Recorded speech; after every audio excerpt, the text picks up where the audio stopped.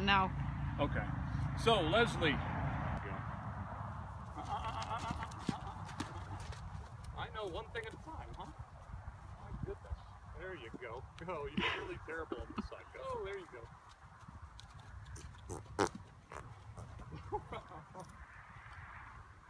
Then I scared myself. I farted. Let's move forward. Move forward. Good boy. And so here's this pressure again. He's way more stiff on this side. Okay? But the same thing here. I'm behind him. It's like there's a pole coming out of my belly. And it's pointed to really the girth area, which is the most sensitive part. If I turn my body differently, like towards his hind end, then we'll be able to move that part. Let's go forward. Go forward. Go forward. Come on. Go forward. I know. Go forward. Go forward. Come on. There you go. So if I focus on this hind end here, as he moves forward, if he goes forward.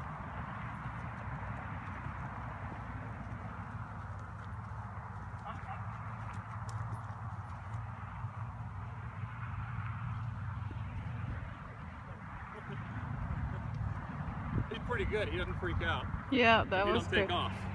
So I'm pretty happy with that. Mm-hmm. Come on, you. I know. He's like, I'm about done. Keep going. Good.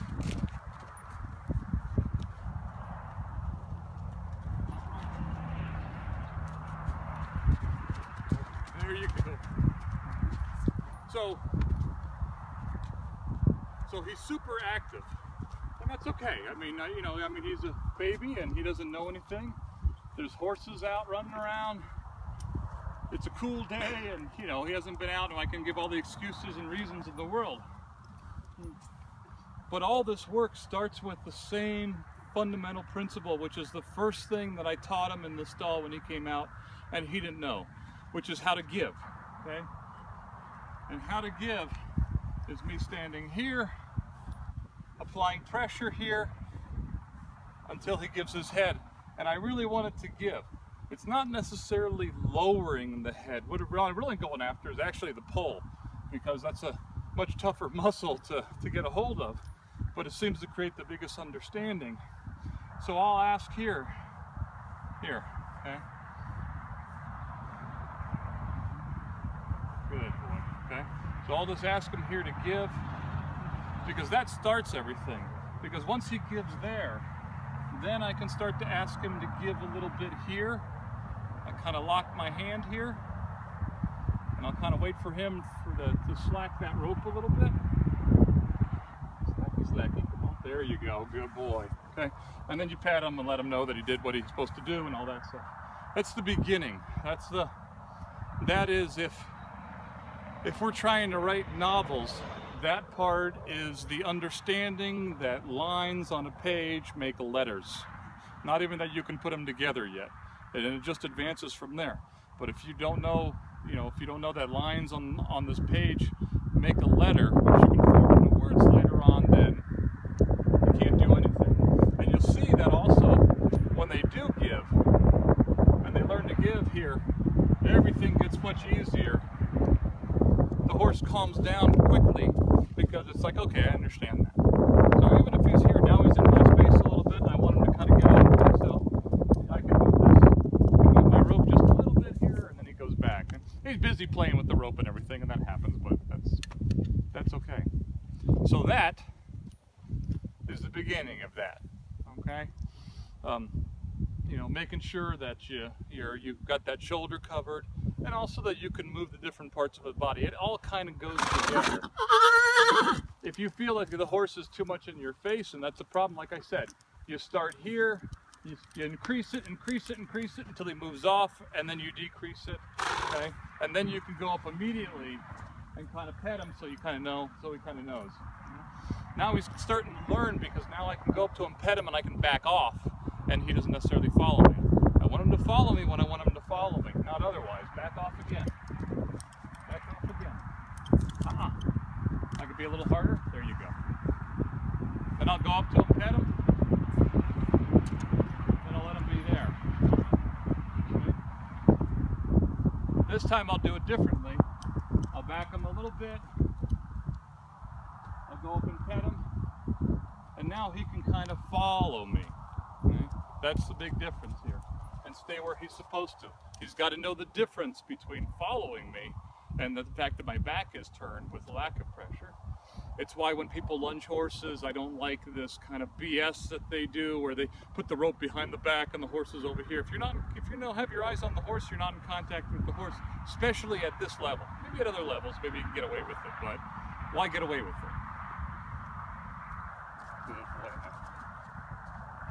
And then my pressures get even lighter where I can be much simpler.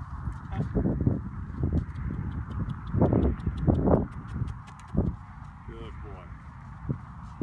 No.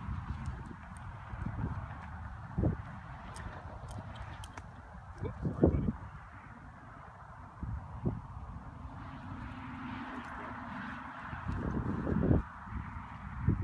And everything gets much easier.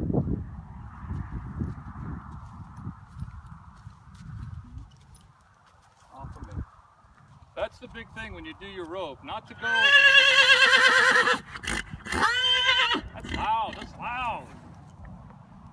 Not to just go like this without looking at it, to kind of wing it up here.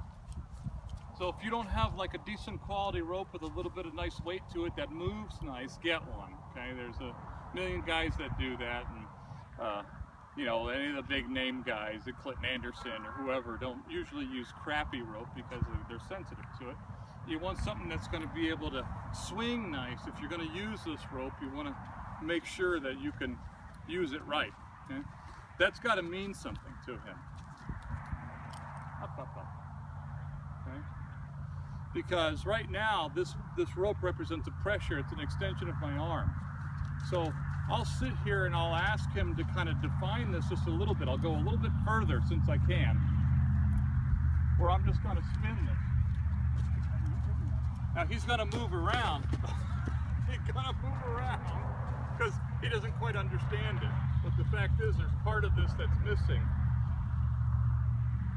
And I want him just to be able to get used to this.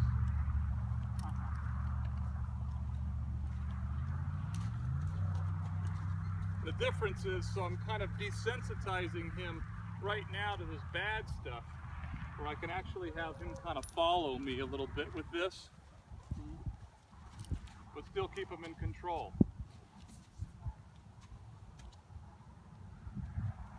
So that this rope starts not to mean anything. It's just kind of a part of a word. It's not the whole thing. It's someone at a bus stop saying to you, watch, watch, watch, and at first you're alarmed and you move around, and then after a while it goes away. But then it's only until you hear the whole thing of watch out that it means something. So he's starting to learn this. No. Rod. Rod. Good boy.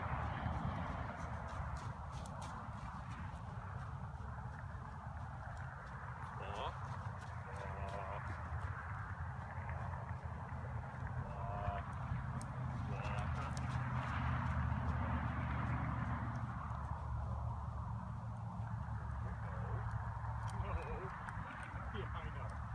Play. I know.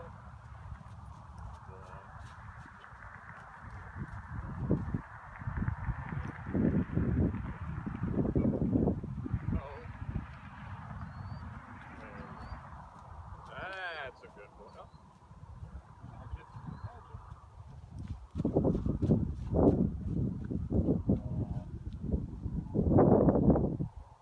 So now I can start to use this arm is for him to be able to go. He doesn't quite get it, but like I said, it's his first time.